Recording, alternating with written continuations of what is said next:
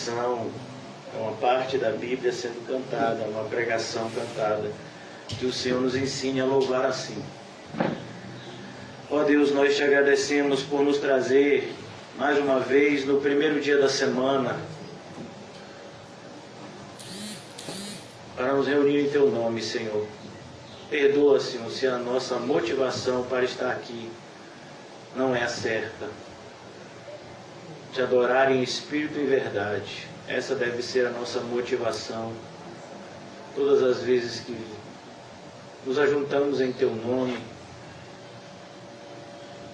nos deslocamos a um lugar que o Senhor teve todo o cuidado de preparar para nos reunir. Pois se esse imóvel foi alugado, se essas cadeiras estão onde estão, tudo isso e muito mais que nós não vemos pelo nosso egoísmo e egocentrismo, foi preparado por Ti, para que nos reuníssemos em Teu nome, para, aprendendo um pouco mais, pudéssemos Te adorar da maneira correta. Desperta-nos hoje, Senhor. Desperta-nos a uma vida espiritual que seja condizente com a Tua palavra, Senhor. Que nós não venhamos a encontrar contrariedade dentro de nós em relação à Tua palavra. Lemos e professamos de um jeito, vivemos de outro. Que essa anomalia, que essa discrepância, Senhor, não seja a nossa realidade. Livra-nos, Senhor, desse desespero de falar de uma forma e viver de outra, pois é assim que são contados hipócritas. Ajuda-nos a viver de tal forma que as palavras de louvor que saiam da nossa boca antes gritem verdadeiramente nos nossos corações. Em nome de Jesus, amém e graças a Deus. Amém, irmãos? Hoje eu vou tentar falar com esse microfone porque eu tenho um problema. Eu creio que eu passei para as minhas filhas. Eu não consigo falar sem as mãos. Vamos abrir em Lucas capítulo 2. Hoje nós vamos continuar falando acerca do nascimento de Jesus. E como pela primeira vez foi aos homens dado o privilégio de conhecer um pouco desse plano de salvação perfeito de Deus. E olha que coisa interessante. O Senhor enviou anjos para que essa mensagem fosse propagada. É por isso que todo aquele que propaga a mensagem do Evangelho também é considerado um anjo. A gente vai ver que pela primeira vez aqui os anjos participam e se maravilham com esse plano perfeito de Deus de salvação. Na sexta-feira nós terminamos no versículo 7 do segundo capítulo de Lucas, que diz que Jesus ele foi deitado em uma manjedoura porque não havia lugar para eles na hospedaria. E nós nos questionamos aqui na parte final do culto de sexta-feira se Jesus tem lugar para as nossas vidas nos dias de hoje. Percebemos que para que Jesus possa entrar, algo tem que sair. E hoje nós vamos dar continuidade acerca da narrativa do nascimento de Jesus, que nos é dado somente por Lucas. Lucas é o único dos evangelistas que vai nos trazer esses fatos que nós vamos meditar hoje. Amém? Havia naquela mesma região pastores que viviam nos campos e guardavam o seu rebanho durante as vigílias da noite. Todos nós sabemos que as vigílias da noite era uma forma de se contar o tempo. Os judeus, eles consideravam o dia começando às 6 da manhã e terminando às 6 da tarde. A partir então das 6 da tarde, iniciava-se as vigílias da noite, De 6 às 9 a primeira vigília, de 9 à meia-noite a segunda, de meia-noite às 3 da manhã a terceira, e de 3 da manhã às 6 da manhã a quarta vigília da noite. Esse é o linguajar bíblico. Então eles estavam nesse interregno de tempo. Era noite. E um anjo do Senhor desceu aonde eles estavam. Perceba que aqui nós vemos um paralelo. Maria está com José e Jesus em um estábulo. Enquanto isso, os anjos vão até esses pastores que estavam trabalhando à noite, cuidando dos seus rebanhos, para avisá-los acerca do nascimento de Jesus. E nós devemos nos perguntar, irmãos, por que esses pastores? Por que não foi para o sacerdote de Nazaré? A gente sabe que em Belém, a gente sabe que tinha sinagoga lá, provavelmente, existiam fariseus lá, com certeza. Por que não foram aos religiosos, mas aos pastores? Jesus, quando foi questionado, isso está no Evangelho de Mateus, pelos discípulos de João, amando do próprio João, se ele era o Cristo, como nós vamos ver aqui os anjos falando acerca disso, ele respondeu: porque o Evangelho é pregado aos pobres. E numa linha, por assim dizer, social, os pastores estavam no grau mais baixo. Nós temos uma visão equivocada de pastores hoje, até porque a palavra pastores hoje é usado também para pessoas que têm algum tipo de liderança religiosa. Mas pastores aqui nesse contexto eram simplesmente aquelas pessoas que cuidavam dos animais, que cuidavam do rebanho, que na sua grande maioria era formado por ovelhas. Eram pessoas humildes, pessoas iletradas, pessoas desprezadas, pessoas que estavam colocadas à margem. Havia naquela época um desprezo tão grande ao pastoreio que, quando os irmãos de José, juntamente com Jacó, foram, pela providência de Deus, morar no Egito, numa região chamada de Gozém, na época da grande seca, uma das formas de José manter o povo do Egito separado dos seus familiares era dizer que eles eram pastores. Porque aí o povo não encostava. Eles são pastores? Então a gente não quer conta com esse povo. Esse povo é muito humilde, esse povo é muito simples, não sabe de nada. E aqui a gente vai ver essa verdade se cumprindo. O Evangelho é pregado aos pobres em espírito. Aqueles que têm tempo para Deus, aqueles que veem em Deus a sua prioridade. E um anjo do Senhor desceu aonde eles estavam, e a glória do Senhor brilhou ao redor deles. A glória do Senhor, irmãos, também é sinônimo de o poder de Deus. Todas as vezes que vemos a glória do Senhor, podemos colocar uma expressão também sinônima dessa, que é o poder de Deus. O poder de Deus se manifestou dessa forma, através de uma grande luz. À medida que aqueles anjos aparecem para esses humildes pastores que não faziam a mínima ideia do que estava acontecendo na cidade deles, a glória do Senhor se manifestou ao redor deles, e eles ficaram tomados de grande temor. O anjo, porém, lhes disse: não temais, eis que vos trago boa nova de grande alegria, que o será para todo o povo. Olha que coisa, pela primeira vez e única vez na história da Bíblia, o Evangelho é pregado por anjos, seres perfeitos, seres que não pecaram.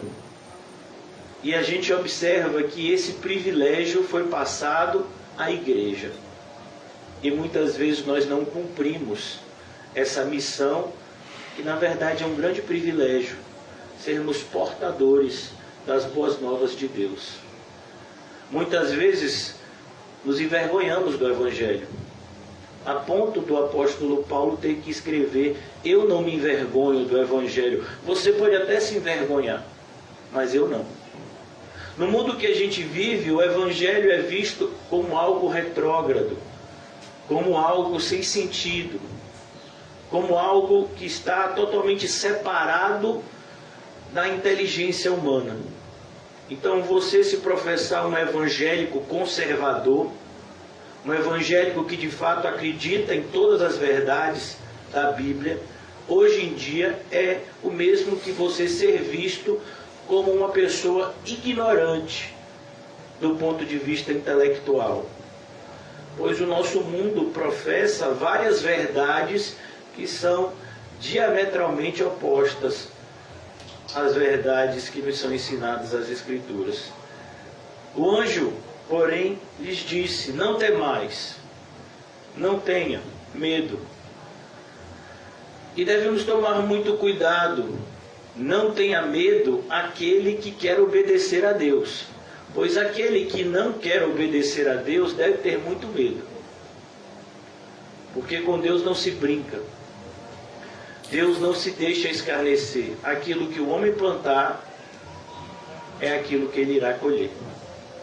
Não temais, eis que vos trago boa nova. Boa nova.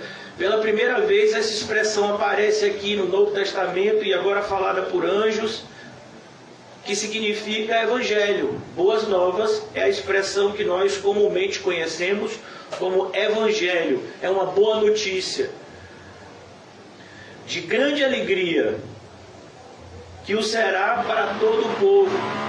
E a primeira vez que o evangelho é pregado aqui, ele é dito que não será exclusivo, não é algo exclusivo dos judeus, não é algo exclusivo de uma parte da humanidade, mas é algo que é dado a toda a humanidade de maneira igual. Pessoas de todos os povos, línguas e nações crerão no Evangelho e serão salvos por meio dele. E que é hoje nos nasceu na cidade de Davi o Salvador, que é Cristo o Senhor. E olha que coisa, aqui nós vamos ver a junção de duas expressões que são extremamente importantes e que sempre estão interligadas, embora de maneira insana. Nos dias atuais, os evangélicos modernos têm separado isso. O que? Salvador e Senhor. Muitas pessoas querem ser salvas, mas a maioria delas não querem obedecer. Muitas pessoas querem ser salvas do inferno, mas elas não estão dispostas a viver uma vida de obediência no céu. Porque você imagine, irmãos, no céu não existirá pecado, portanto não existirá nenhum tipo de rebelião contra a vontade perfeita de Deus. E pessoas que não querem obedecer a Deus aqui na terra, elas não se sentirão felizes obedecendo a Deus no céu. Às vezes a gente pensa: olha, mas aquela pessoa foi para o inferno. Por quê? Porque ela não quer obedecer a Deus. O céu é para aqueles que obedecem a Deus e que se regozijam nisso. Obedecer a Deus não é somente algo que fazemos como ordenança, mas algo que fazemos por prazer. Aqueles que têm prazer nos mandamentos do Senhor, esses sim terão uma felicidade indizível no céu ao seu lado. E a palavra aqui também é bastante interessante. A palavra que o anjo fala para Senhor é a palavra Kyrios, que é uma palavra que no Antigo Testamento também é designada para Jeová. Que coisa interessante, né? Então, o que esse anjo está dizendo, traduzindo para a nossa linguagem, para nós que temos dificuldade de raciocínio? Principalmente tem crente que vai para a igreja e deixa o cérebro em casa. Acha que na igreja é só para a gente sentir choquinho, é só para a gente se sentir arrepiado, que a gente não tem que pensar. Não, nós temos que pensar assim. E aqui ele está dizendo que Deus nasceu. E olha que coisa louca, isso é louco. É por isso que é dito que o Evangelho é loucura para os que perecem, mas para nós que somos salvos é poder de Deus. Como pode aquele que sempre existiu nascer? Ele pode fazer aquilo que para nós, aos nossos olhos, é impossível. Ele pode, inclusive isso. Deus se diminuir a tal forma de caber em um bebê. E o aviso dos anjos é: vocês vão visitar um bebê, mas não se enganem com a aparência dele. Ele é Deus.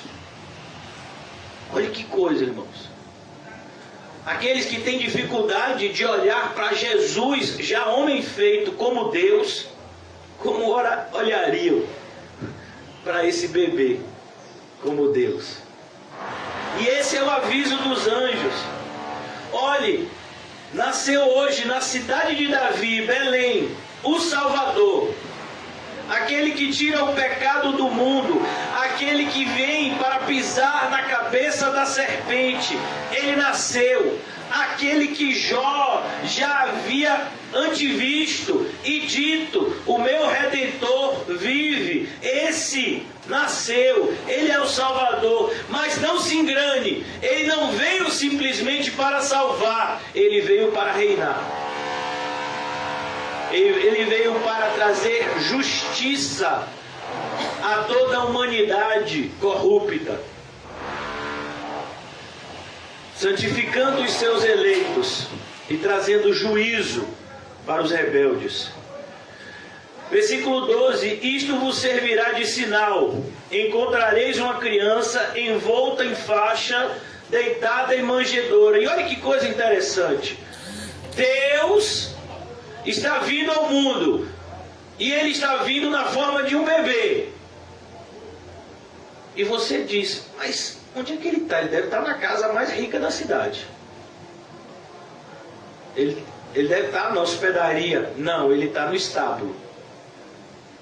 Perceba como isso é um sinal. Olha que coisa interessante. Os anjos usam essa expressão, eu vou ler de novo. Isso vos servirá de sinal. Vocês vão ver que de fato que eu estou falando para vocês é a verdade por conta desse sinal. Ele está numa manjedoura. E eu gostaria de parar aqui, irmãos, para nos levar a uma outra passagem no Evangelho de Lucas, porque eu quero falar com vocês acerca de um tema extremamente relevante nos nossos dias, que é a ingratidão. A ingratidão é o pecado que nos impede de louvar a Deus. É por isso que muitos de nós nunca louvamos a Deus. Nós confundimos louvar a Deus com cantar canções. Existem canções que, quando são cantadas por um coração regenerado, é um louvor. Mas a mesma canção cantada por uma pessoa que não é regenerada, não é louvor. Louvor é algo que agrada a Deus. E Deus não se agrada com palavras desconexas. Muito pelo contrário, você vai ver o Senhor reprovando o povo do Antigo Testamento, dizendo: em vão vocês me louvam com os lábios, porque o coração está distante de mim. Quando o Senhor Jesus se encontra com a mulher samaritana, ele diz: porque Deus está em busca dos verdadeiros adoradores. Só esses podem louvar. Os verdadeiros adoradores. Você pode até cantar uma música evangélica, mas louvar a Deus é outra coisa. Louvar a Deus é o que os anjos vão fazer aqui.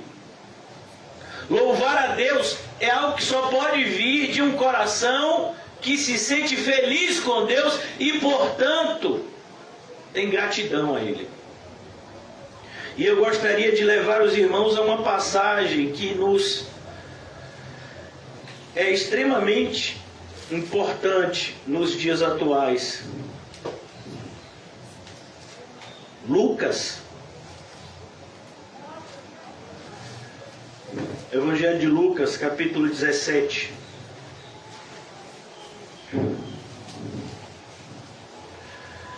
É uma passagem conhecida, porém é uma passagem que eu creio que a maioria não gosta. Por quê? Porque a maioria se identifica com os 9. Que 9 é esse, pastor?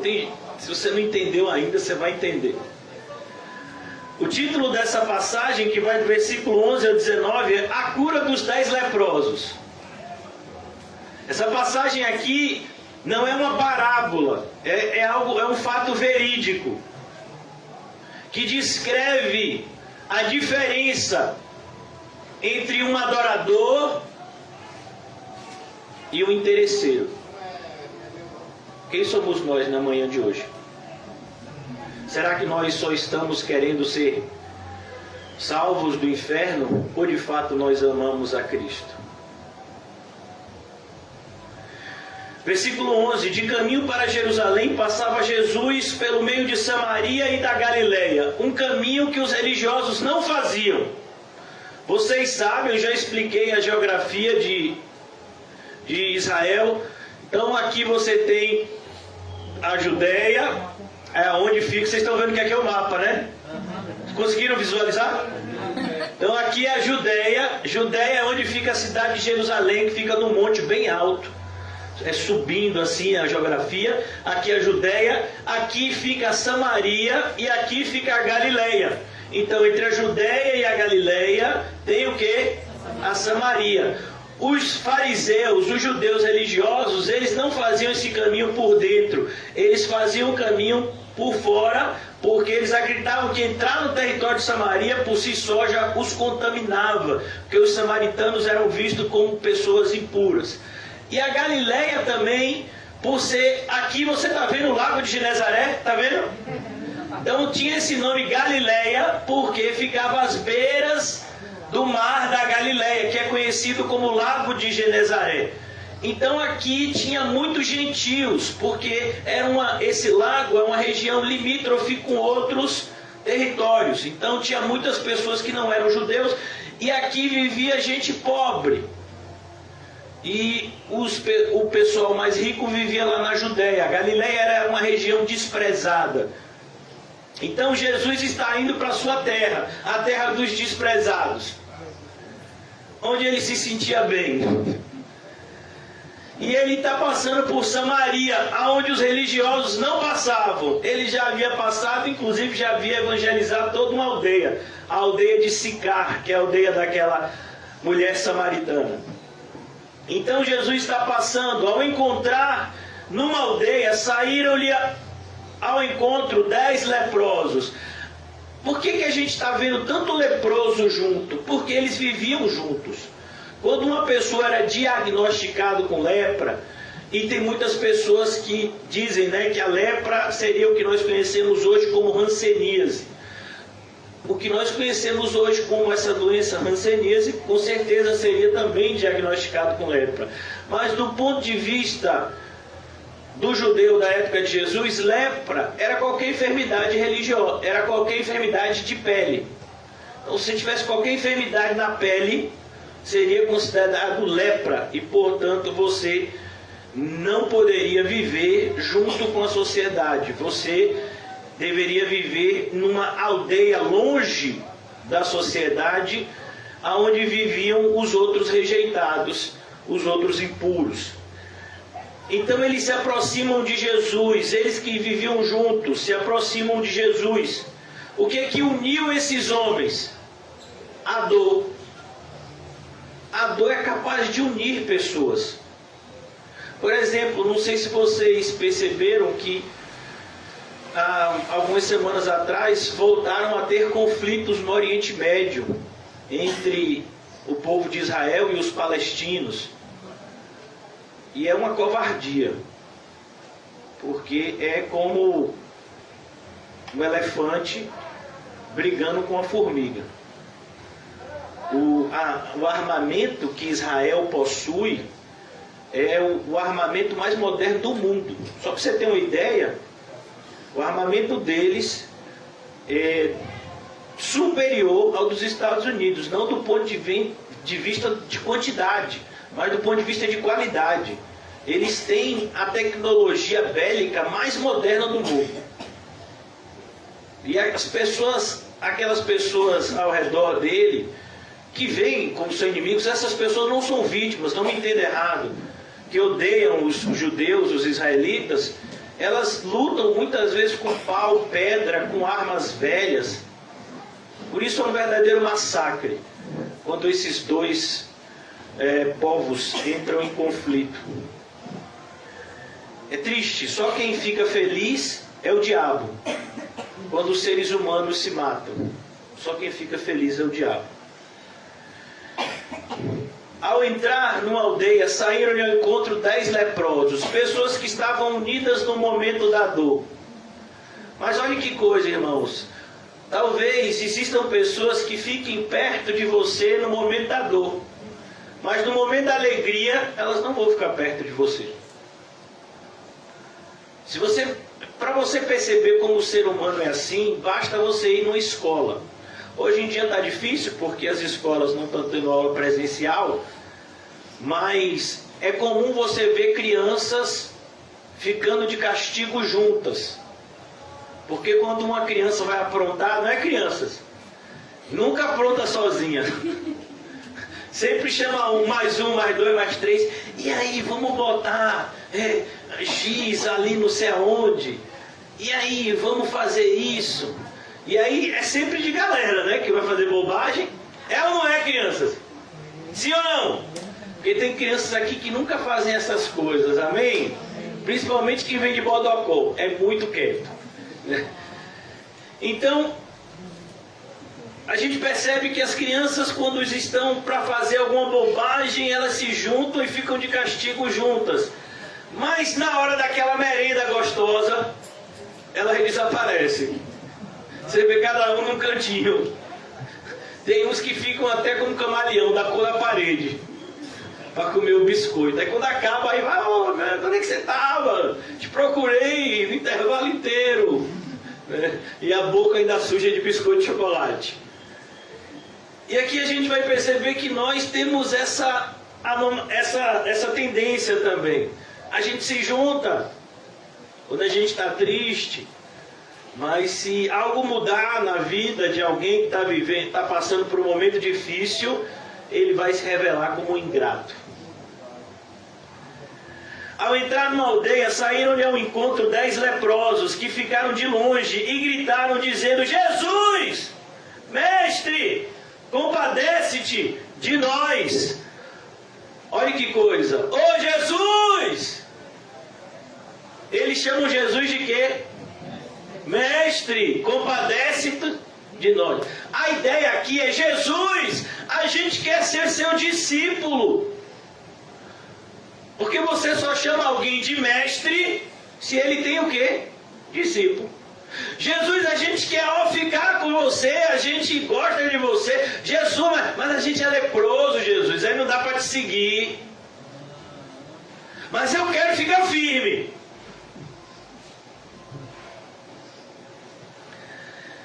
Ficaram de longe e gritaram, dizendo: Jesus, mestre, compadece-te de nós.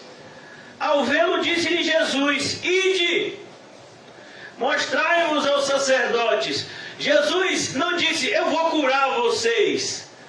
Ele disse: podem ir, vocês já estão curados. Ide e mostrai aos sacerdotes. Por que Jesus disse ide e não vinde? Porque Jesus sabia o coração da maioria deles. Olha, irmãos, não existe disciplina mais severa da parte de Deus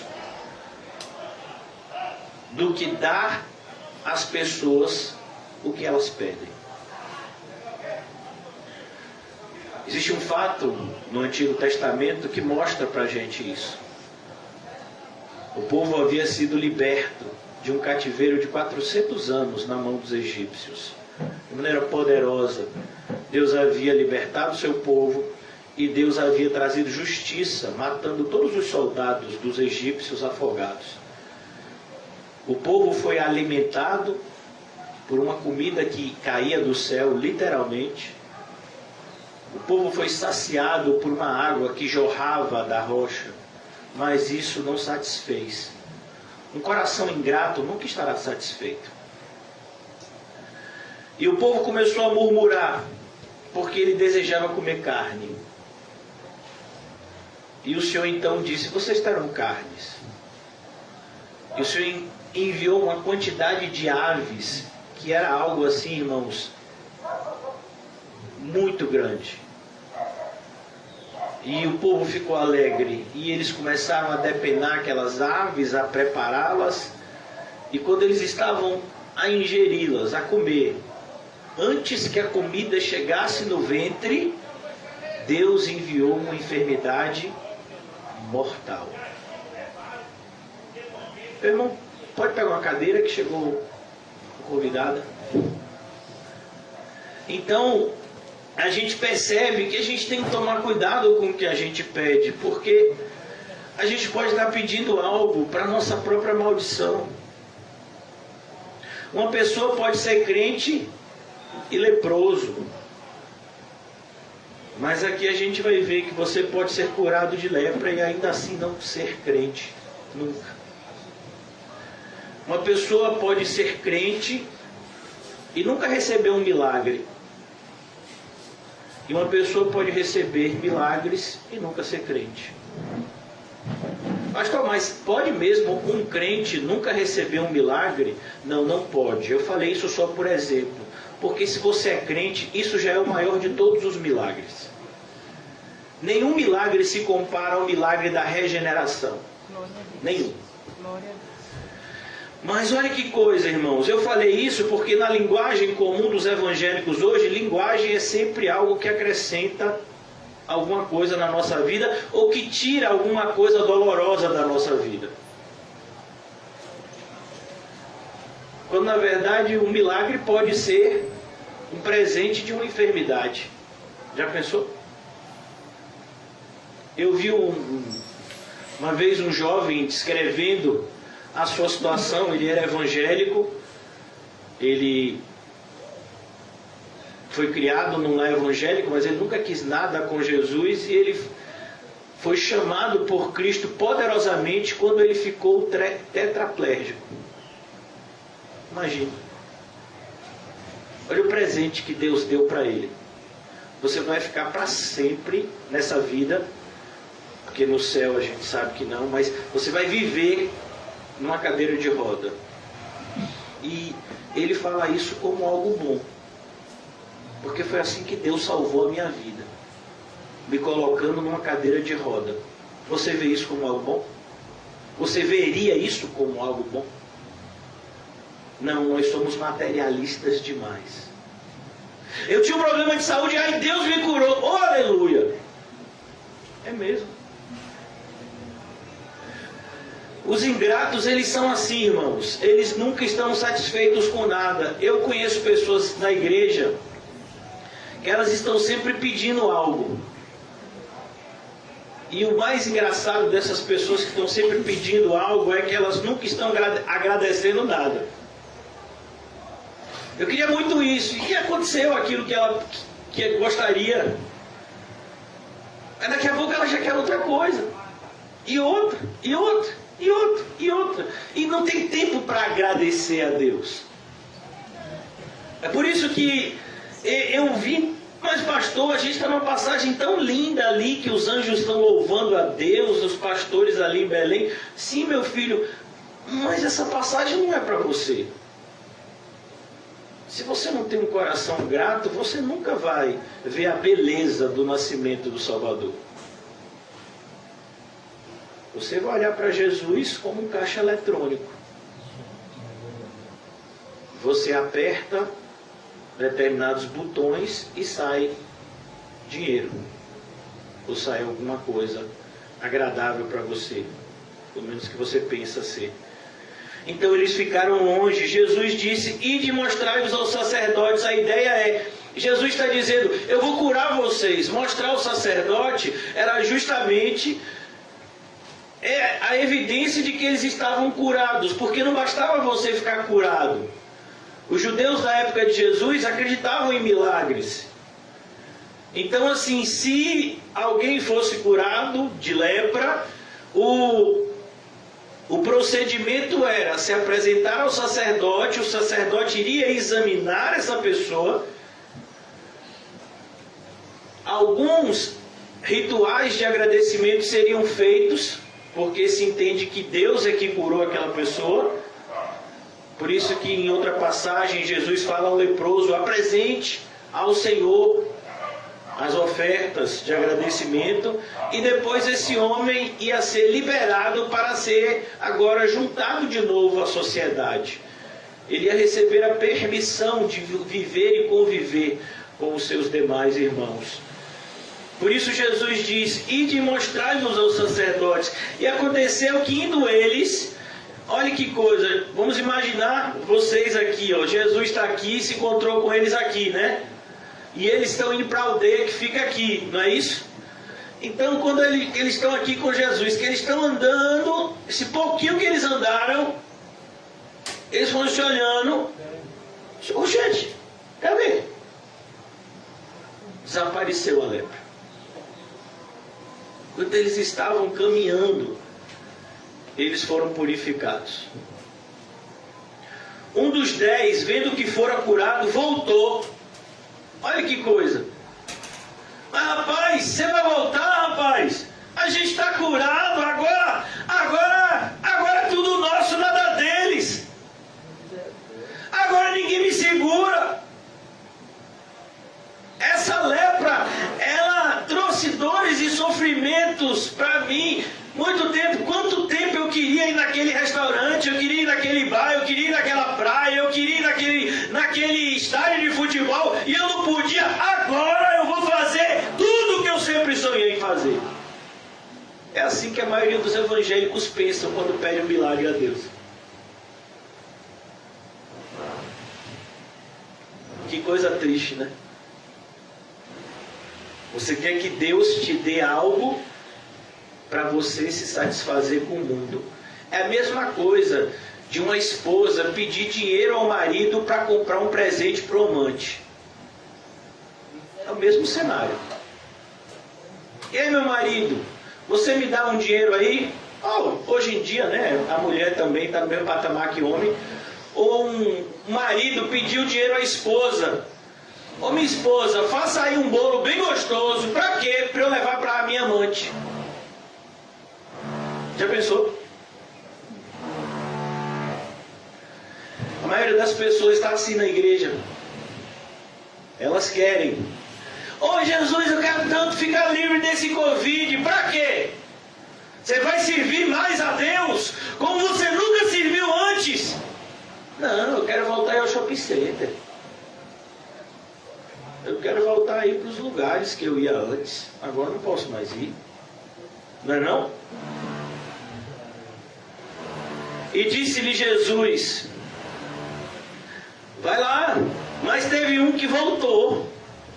Um dos 10 que fora curado voltou, dando glória a Deus em alta voz. Isso é louvor. Isso é louvor. Porque, pastor, o senhor veio para essa passagem para você entender o que é que os anjos estão fazendo no capítulo 2. Senão você não vai entender. Porque a gente fala, e eles louvavam, e aí a gente entende que é alguém tocando algum tipo de instrumento, alguma canção bonita. Ah, isso é um louvor. Não, isso não é louvor, isso é música. Música os ímpios fazem, e como fazem um monte de música aí. Louvor é diferente. Eu sou ministro de louvor. Eu digo, oxe, gente, cadê suas asas? Ministro de louvor? Tem essa expressão na Bíblia? Nunca vi. É engraçado, né? Como os homens, eles se colocam em lugares altos, mal sabendo estes que quanto mais alto, pior a queda. Ao vê-los, disse-lhe Jesus: de ir mostrar aos sacerdotes. Aconteceu que indo eles foram purificados. Um dos 10, versículo 15, vendo que fora curado, voltou dando glória a Deus em alta voz. Em alta voz. Glória a Deus! Lucas. Bendito aquele que vem em nome do Senhor. Isso é glória a Deus. Às vezes a gente não gosta que o irmão dê glória do nosso lado, né? Glória a Deus! Ô irmão, fica quieto. Quero ouvir o culto. Mas a gente tem que ter cuidado também com a nossa frieza espiritual. Tem gente que quer silêncio para dormir no culto, não é para prestar atenção, não. Ô, pai da glória a Deus, eu estou dormindo. No culto. E disse-lhes, versículo 16, e prostrou-se com o rosto em terra aos pés de Jesus. Ele prostrou-se aos pés de Jesus. Meu Deus do céu, que gratidão. E ele era o quê? Samaritano. Olha, é a mesma coisa. Os pastores de ovelha eram vistos como pessoas desprezadas, pessoas que não entendiam muito, né? Não tinham tempo para estudar, viviam o tempo todo no campo, cuidando de cabra, de bode, de ovelha. Jesus é o Jesus dos humildes. Ele ensina para essas pessoas, para aqueles que ninguém tem paciência ou vontade de ensinar. E prostrou-se com o rosto em terra aos pés de Jesus, agradecendo-lhe. Qual foi a última vez que você agradeceu a Jesus? De verdade. Obrigado, Jesus! Qual foi a última vez? O pastor, não, a vida é tão difícil, vou agradecer a Jesus. Por quê? Você está respirando? É graças a Ele. Se você acha que o oxigênio assim não é tão importante, pergunte a quem está com falta de ar se o oxigênio é importante ou não. Pergunte. Eu já passei. Quando eu fui internado com uma falta de ar grave. 70% dos meus pulmões estavam acometidos de infecção. Às vezes a gente respira, a gente bebe uma água e a gente nem agradece. Somos pessoas naturalmente ingratas, é a nossa natureza ser ingrata. É por isso que a gente se queixa tanto de tudo. Tudo pra gente é difícil. Ah, um trabalho é difícil. Ah, o casamento é difícil. Ah, criar filhos é difícil. Ah, é difícil. Ah, é difícil viver. Por que é difícil? Deus não tem te dado graça? Prostrou-se com o rosto em terra aos pés de Jesus, agradecendo-lhe. E este era samaritano, era estrangeiro. Então Jesus perguntou-lhe, olha que coisa, Jesus que perguntou, não eram 10? Jesus podia não ter perguntado isso, mas foi para mostrar para aquele samaritano que ele tomasse cuidado com quem ele andava a partir de agora. Você se juntou com pessoas quando vocês estavam doentes. Agora que você está curado, meu filho, cuidado. Porque vai ter gente que vai querer se juntar com você, mas vai ser para fazer o mal. Cuidado. Aqueles 10 eram um em carne com você. Mas agora, cadê eles? Cada um voltou para sua família, meu filho. A mesma coisa acontece na igreja. As pessoas chegam cheias de dificuldades, dores, doenças, problemas. Problema no casamento, problema com o filho, problema com outras pessoas. Ah, mas eu já vi várias vezes, quando esses problemas são sanados, a primeira coisa que a pessoa faz é sair da igreja. É se afastar de Cristo em primeiro lugar e depois sair da igreja. Por quê? Porque essas pessoas nunca quiseram Cristo como mestre. Elas queriam Cristo apenas como o curadeiro, como alguém que facilita a nossa vida que está tão difícil. São pessoas interesseiras. Prostrou-se com o rosto em terra aos pés de Jesus, agradecendo. E este era samaritano. E então Jesus perguntou, não eram 10 os que foram curados? Onde estão os 9? Onde estão? Onde estão os 9? Onde estão? No inferno.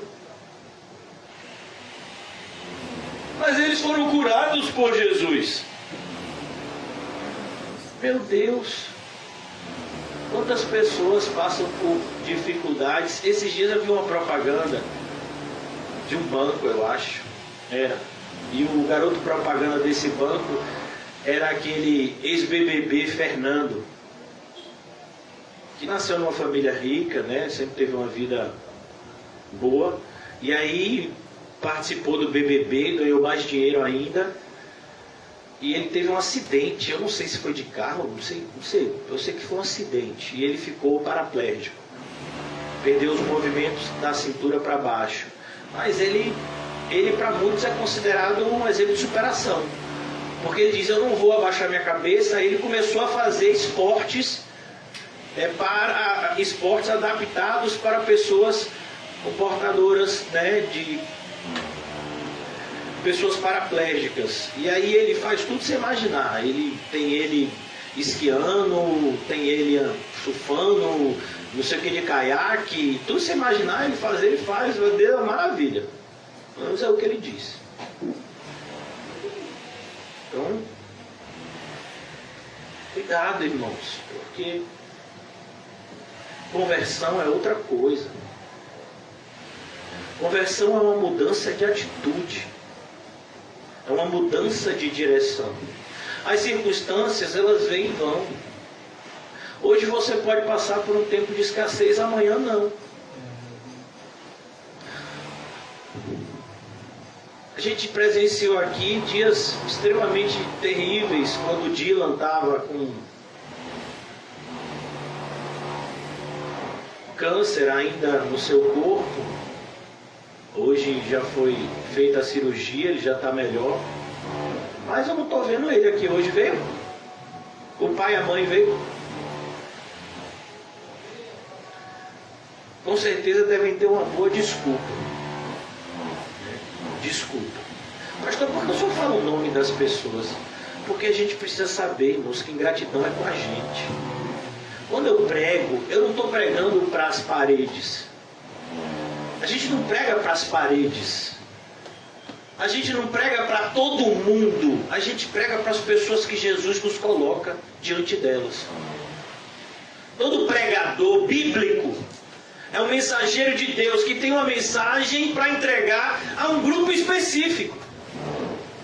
Mas mensageiros como esses hoje são raros, porque quando você fala para alguém específico, essa pessoa não gosta de ser exortada, então ela fica com raiva. Quando você fala assim para todo mundo, aí todo mundo acha bom, porque ninguém se identifica. Ainda bem que eu não sou assim.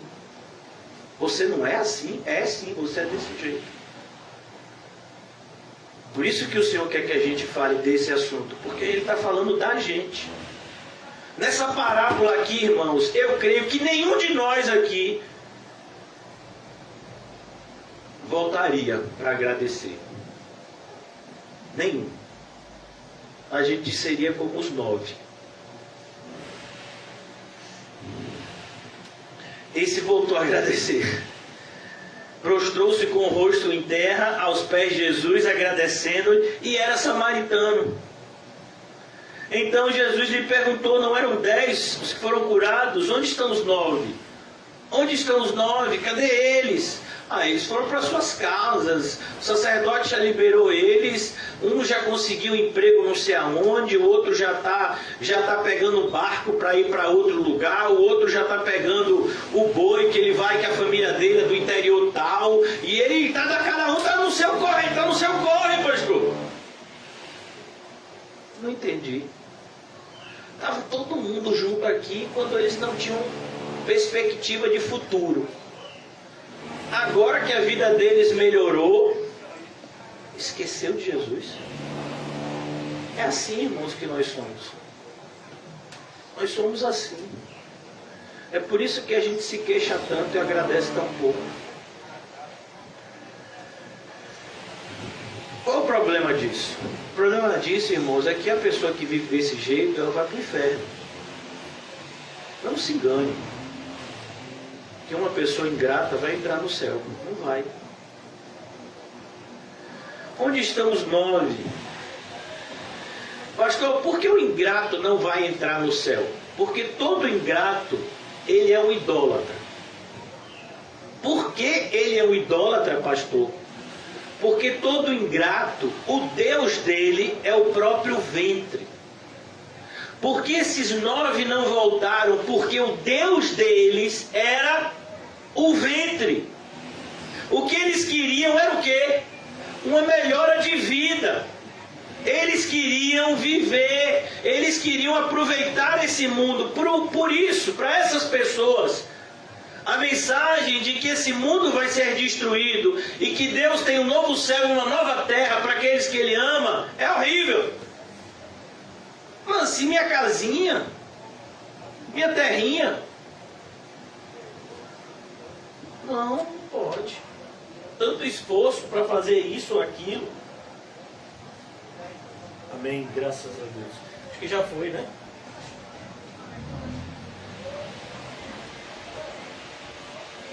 Você me ajuda, Davi?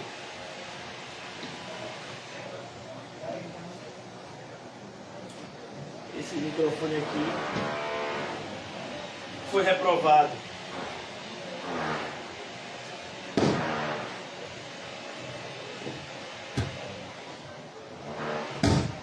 Amém.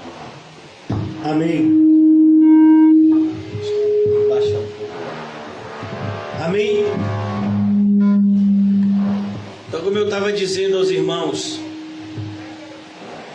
eu gostaria de mostrar isso para vocês na Bíblia. Vamos comigo rapidamente, enquanto o irmão equaliza aqui. Eu acho que é aqui. Conseguiu mexer? É aqui. Amém, amém, amém, graças a Deus. Aí. Então, vá comigo rapidamente. Obrigado, meu filho. Vá comigo rapidamente em Filipenses, capítulo. E olhe que nós falamos de Filipenses recentemente, sobre a humildade de Jesus. Mas em Filipenses também mostra o que? O pecado do orgulho e da soberba. Os inimigos da cruz de Cristo. Filipenses capítulo 3 diz, irmãos, versículo 17: irmãos, sede imitadores meus e observais os que andam segundo o modelo que tendes em nós, pois muitos andam entre nós, os quais repetidas vezes eu vos dizia, eles estão dentro ou fora da igreja? Dentro ou fora da igreja? Dentro. E agora vos digo até chorando. O apóstolo Paulo não chorava quando ele era espancado, mas ele chorava quando via pessoas que diziam ser crente vivendo como incrédulos, que são inimigos da cruz de Cristo. O destino deles é a perdição. O Deus deles é o ventre. Então por que aqueles 9 não voltaram? Por quê? Por que eles não voltaram? Porque o Deus deles era o ventre. E a glória deles está na sua vergonha. Vem cá, você esteve diante de Deus e você foi para longe dele, você é maluco? Visto que só se preocupam com as coisas terrenas. Esse é o diagnóstico dos 9 leprosos que foram curados. Para eles o mais importante era o quê? A cura. Eles só se preocupavam com as coisas terrenas. Olha, leproso, eu não posso trabalhar, eu não posso me casar. Leproso, eu não posso comprar uma casa, eu não posso cultivar um campo. Leproso, eu não posso fazer nada disso. Mas agora que a lepra foi embora, eu posso fazer o que eu quiser. O Deus deles é o próprio ventre. Só se preocupam com as coisas terrenas. Pois a nossa pátria está nos céus, de onde também aguardamos o Salvador, o Senhor Jesus Cristo, o qual transformará o nosso corpo de humilhação para ser igual ao corpo da glória, da sua glória, segundo a eficácia do poder que ele tem de até subordinar a si todas as coisas. Então, irmãos, voltando agora para Lucas 17, para a gente poder voltar para Lucas 2 e concluir, eu gostaria de dizer ainda algumas coisas aos irmãos.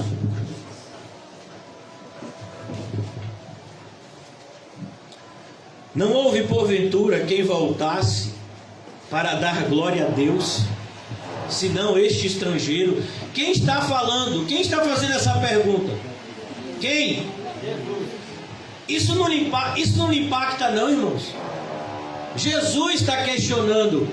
Não houve quem desse glória a Deus, mesmo recebendo todos os benefícios de Deus, mesmo recebendo uma cura dessa natureza, não houve quem voltasse para dar glória a Deus. É por isso, irmãos, que a gente fica envergonhado.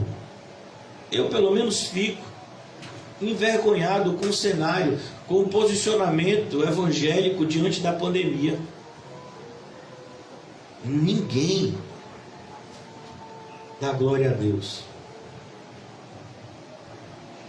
A gente olha, por exemplo, para o posicionamento de Jó, cheio de chagas, abandonado por todos, inclusive desprezado por sua esposa. Deus deu, Deus tirou.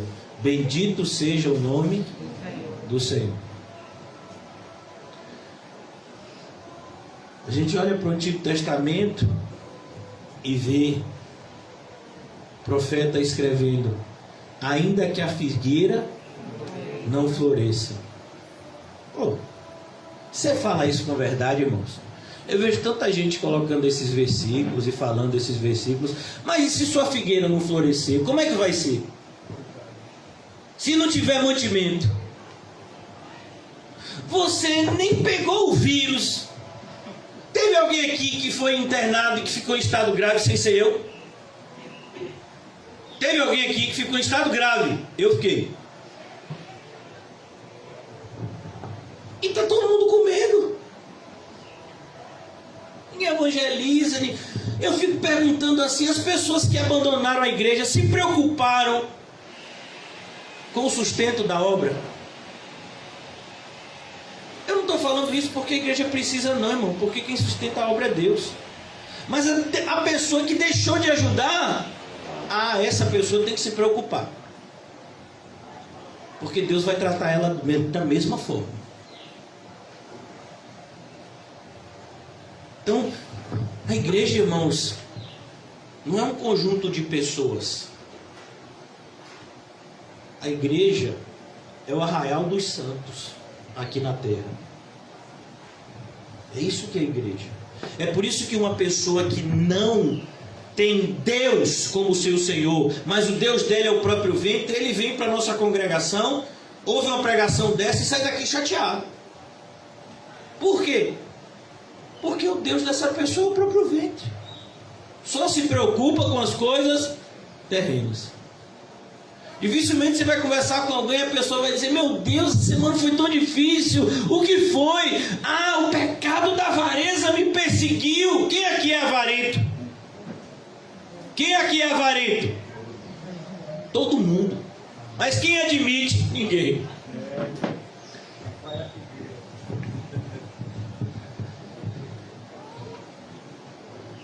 Isso é o maior sinal de que o Deus é o ventre. Só se preocupa com as coisas terrenas. Não houve, porventura, quem voltasse para dar glória a Deus, senão este estrangeiro, e disse: levanta-te e vai, a tua fé te salvou. Ela não te curou só, ela te salvou. Esse daqui você vai encontrar no céu. Os outros não, você não vai não. A tua fé te salvou. Você recebeu um benefício que supera, sem comparação, o benefício que os outros receberam. A gente perde tanto por não dar glória a Deus como Ele merece, irmãos.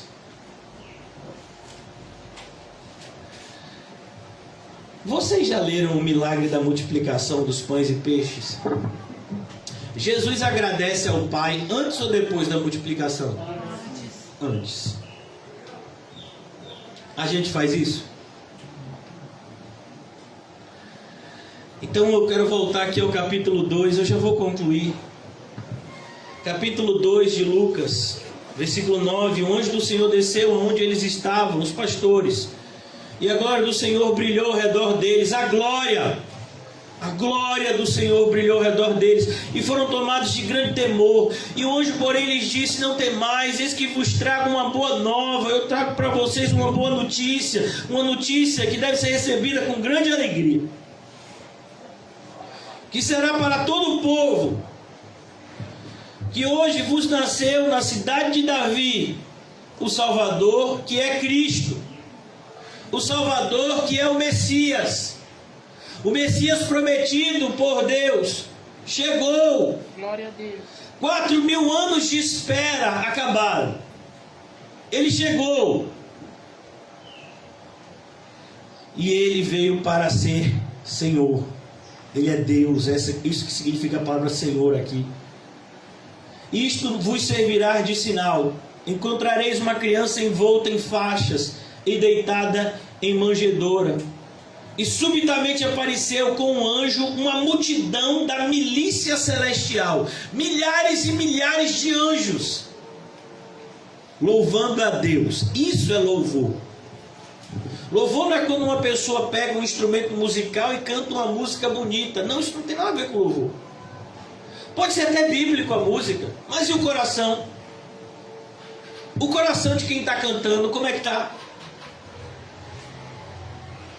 A reprovação do louvor tem a ver não com a afinação da voz, mas com a condição do coração.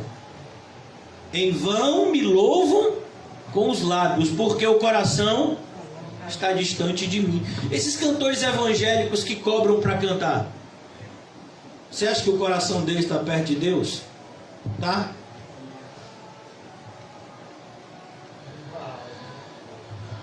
Subitamente apareceu esses anjos que cantavam melhor do que qualquer cantor e não cobraram R$1, louvando a Deus e dizendo: glória a Deus nas maiores alturas e paz na terra entre os homens a quem Ele quer bem.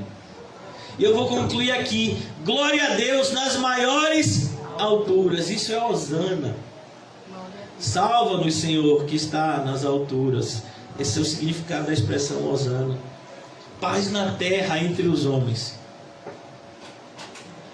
Paz, não a paz que César dava.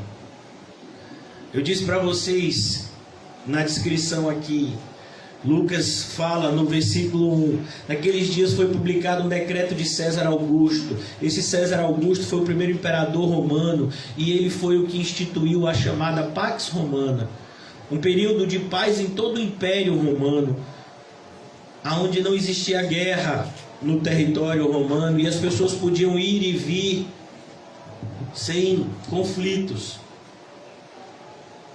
Mas não é essa paz que pode mudar a qualquer instante. A paz que Deus concede ao homem é uma paz que independe das circunstâncias. O mundo pode estar em guerra e nós estamos em paz, porque não é uma paz que vem de fora para dentro, mas é uma paz que sai de dentro para fora. Mas essa paz não é para todos. A expressão aqui é a quem Ele quer bem. A paz é para aqueles a quem o Senhor escolheu. No início do Evangelho de João, ele diz: e ele veio para os seus, mas os seus não receberam. Mas a todos quanto o receberam, deu-lhes o poder de serem feitos filhos de Deus. Essa é a paz. Por isso você pode passar por momentos difíceis aqui. Os irmãos que vão preparar a ceia do Senhor podem fazê-lo. Eu gostaria, nesses minutos que vão anteceder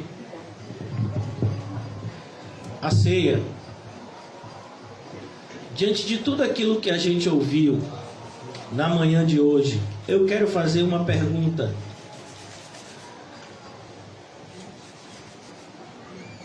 Você já agradeceu a Deus por Cristo? Por Ele ter enviado um Salvador para nós? Porque quando nós nascemos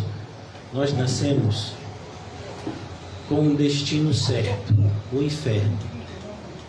Todos nós, por natureza, somos filhos da ira. Todos nós. E então Deus envia Jesus. Eu sei que Deus enviou Jesus há 2000 anos atrás. Não, Deus enviou Jesus para você. Que Jesus veio há 2000 anos atrás e que muitas pessoas foram salvas por Cristo, eu sei, você sabe, e muitos sabem, mas Jesus já salvou você? Essa é a pergunta. Você vai ceiar. Se Jesus não salvou você, você não tem o que comemorar na ceia. A ceia é um atestado de condenação para você. Mas se Jesus de fato salvou a sua vida, a ceia é uma oportunidade de celebração e recordação, para que a nossa gratidão nunca diminua, sempre aumente. As pessoas mais generosas são as pessoas mais agradecidas. Quem disse isso foi o próprio Jesus. E ele usou o exemplo, um exemplo vivo. Uma prostituta entra, beija os seus pés, e isso tudo está acontecendo na casa de um fariseu que chamou Jesus para jantar. E o fariseu, na hora, reprova Jesus e diz: ele não é nem profeta, que dirá Messias. Porque se ele fosse profeta, saberia que a mulher que está beijando os pés dele é uma prostituta. Obrigado, filho. E portanto, ele afastaria ela para que ela não trouxesse imundície. Obrigado. E aí Jesus faz uma pergunta. Obrigado, meu irmão. Jesus faz uma pergunta. Vem cá, uma pessoa deve 50, outra pessoa deve 5. Nenhum dos dois tem como pagar. Mas o que é o credor, aquele que é o dono que emprestou o dinheiro, ele resolve perdoar os dois. Quem você acha que vai ser mais agradecido? Quem deve mais? O fariseu, que só contava dinheiro. Ele disse: rapaz, é o que deve mais. Ele disse: respondeste bem. Quem mais é perdoado, mais será agradecido. Por que você acha que Paulo se sentia constrangido pelo amor de Cristo? Porque ele se sentia muito perdoado. Ele se sentia agradecido. O amor de Cristo me constrange. Paulo, você tem apanhado desde que você se tornou cristão. Sua vida está um inferno. Não, minha vida é um céu. O inferno é outra coisa. Eu vejo cristãos que usam esse tipo de adjetivação. Eu digo: meu Deus, não sabe o que está falando. Pastor, minha vida está um inferno, pastor. Sua vida está o quê? Você não sabe nem o que é o inferno. Sua vida está boa demais. Então a gente tem que pensar, irmãos. Gratidão. Gratidão. Por Deus ter enviado o seu Filho para morrer pelos nossos pecados. Uma criança que já nasce destinada à cruz. Imagine o futuro daquela criança. Sofrer, ser torturado e morto na cruz, para que eu e você sejamos salvos. E a gente ainda assim se posiciona como aqueles 9 leprosos. Agora eu já sou evangélico. Eu já conheci as doutrinas da graça. Eu já posso ir embora. Eu já conheci a verdade é que Deus escolheu pessoas desde antes da fundação do mundo. Não é a gente que escolhe a Deus, é Deus que escolhe a gente. Eu conheci isso, aleluia, aleluia, agora eu já posso voltar.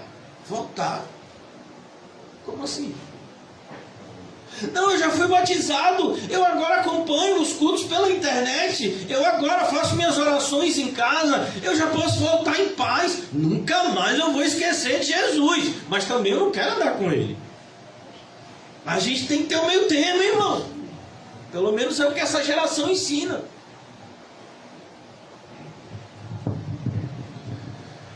Olha, irmãos, o que as pessoas chamam hoje de equilíbrio, Jesus chama de mornidão. E os mornos, o que vai acontecer com eles? Ele vai ser vomitado. É isso que você quer para a sua vida? Naquele grande dia ser vomitado, porque você não teve um relacionamento sincero e pessoal com o seu Salvador. Não se engane com Cristo, irmãos. Ele não é o Salvador de todos. Ele é o Salvador daqueles que o Pai lhe deu. E ele diz de maneira muito clara: as minhas ovelhas, que eu morri por elas, elas ouvem a minha voz e me seguem. E nesse momento não importa marido, esposa, filho e filha, irmão e irmã, pai e mãe, não importa. A prioridade é seguir a Jesus. A prioridade é fazer aquilo que Ele manda.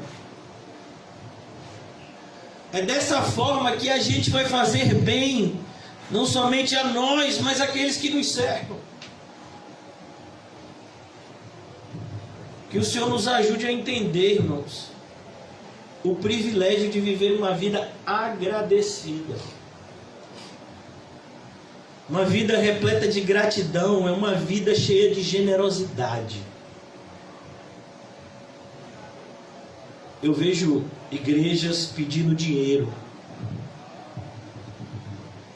E normalmente essas igrejas que pedem dinheiro, elas recebem dinheiro. Mas Deus não aceita aquelas ofertas. Porque Deus não ama quem dá por obrigação, nem por necessidade. Eu fico triste, porque às vezes a pessoa fala: pastor, eu quero ajudar no telhado, eu quero ajudar no banheiro, eu quero ajudar na porta ali. Por que você quer ajudar? É porque está precisando, né? Ah, então se não tivesse precisando, você não ajudava? Cuidado, irmãos, não se engane. Deus não ama quem dá por obrigação e por necessidade. Ele ama aquele que dá com alegria. Eu sou generoso porque Deus foi generoso comigo. Se eu desse tudo a Deus, ainda era pouco. Porque Ele me deu muito mais que tudo. Muito mais que tudo também não veio hoje não. Ele me deu muito mais que tudo. Ele me deu aquilo que eu nunca poderia comprar, ainda que eu ajuntasse todos os tesouros da terra. Ele me deu. Como é que eu não vou ser grato a esse Deus? O que movia as pessoas a não negarem o nome de Cristo, mesmo ameaçados de morte, nas centenas de perseguições religiosas que tiveram no decorrer da história da igreja? A gratidão. Eu já disse a vocês a resposta que ficou conhecida de Policarpo diante do juiz que estava lá julgando ele como um malfeitor. Como eu posso falar mal de um Jesus que só fez o bem para mim? Durante 86 anos, Ele tem me amado. Como eu posso rejeitar Ele? Você se sente amado por Jesus? Se você se sente amado por Jesus, e eu espero que sim, porque o que você está vivendo agora a ceia, o que você viveu instantes atrás, a pregação, isso tudo é demonstração do amor de Deus para conosco. Você se sente, se você percebe que Cristo te ama, por que você ama Ele tão pouco? Comamos e bebamos para a glória de Deus.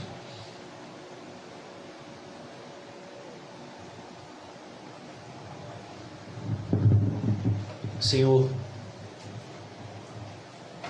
nessa manhã, em nome de toda a congregação,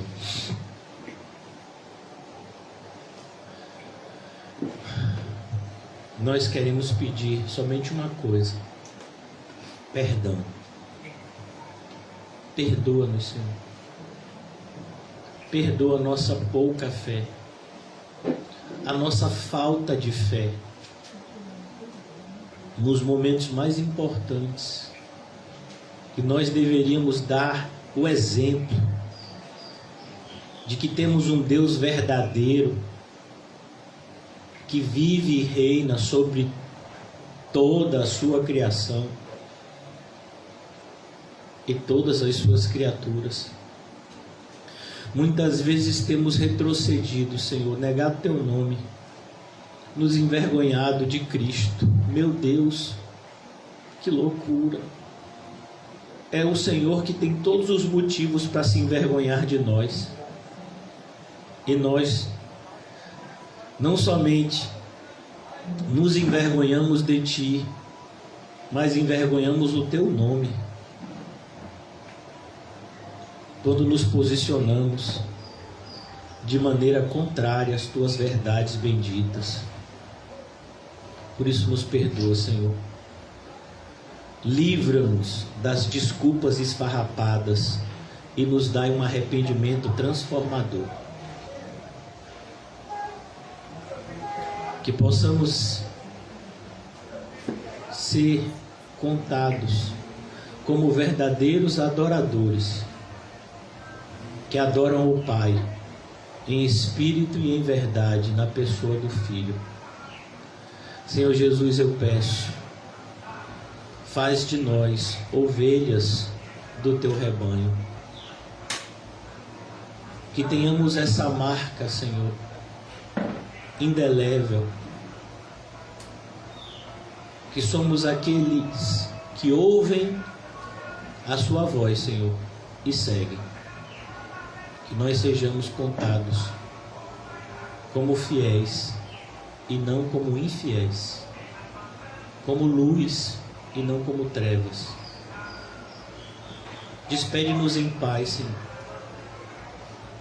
na certeza de que a palavra que nos foi ministrada hoje não é demonstração da tua ira, mas muito pelo contrário, é demonstração do teu amor, porque o Senhor só ama, o Senhor só corrige a quem ama. Se o Senhor tem nos corrigido tantas vezes, Senhor, nós deveríamos nos sentir tão amados. Por isso nos ajuda, Senhor,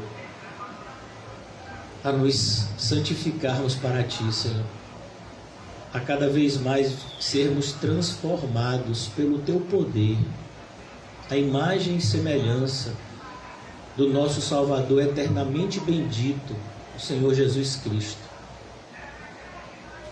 Que ao término dessa reunião, as Tuas palavras eternas continuem a ressoar nos nossos corações e possamos levar as Tuas palavras aonde quer que estejamos, que elas estejam conosco e nós contigo. Em nome de Jesus. Amém. E graças a Deus. Amados irmãos, antes da gente terminar, eu gostaria de dar alguns avisos.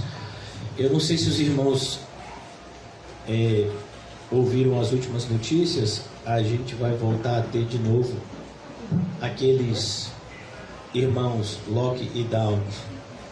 Brincadeira, não vai ter lockdown, não. Vai ter toque de recolher da sexta-feira às 8 horas até domingo, né? Até segunda. Então, sexta, sábado e domingo o toque de recolher é 8 horas da noite. Então, por conta disso, a gente vai fazer o culto da sexta mais cedo.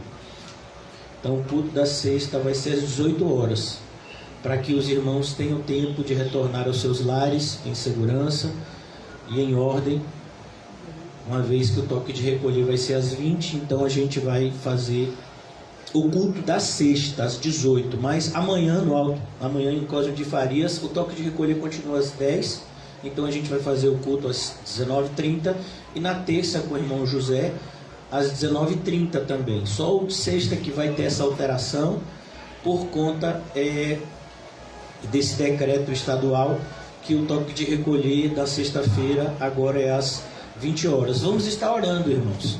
Vamos estar orando para que nesses momentos onde as pessoas veem dificuldades, nós possamos ver oportunidades de pregar para as pessoas que existe um Deus que toma conta não somente dessa vida, mas da vindoura.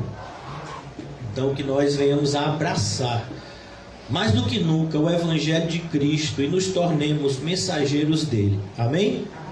Que o amor de Deus o Pai, que as doces consolações do Espírito Santo e que a graça maravilhosa do nosso Senhor e Salvador Jesus Cristo esteja sempre conosco. Nós dizemos de uma salva de palmas ao Senhor.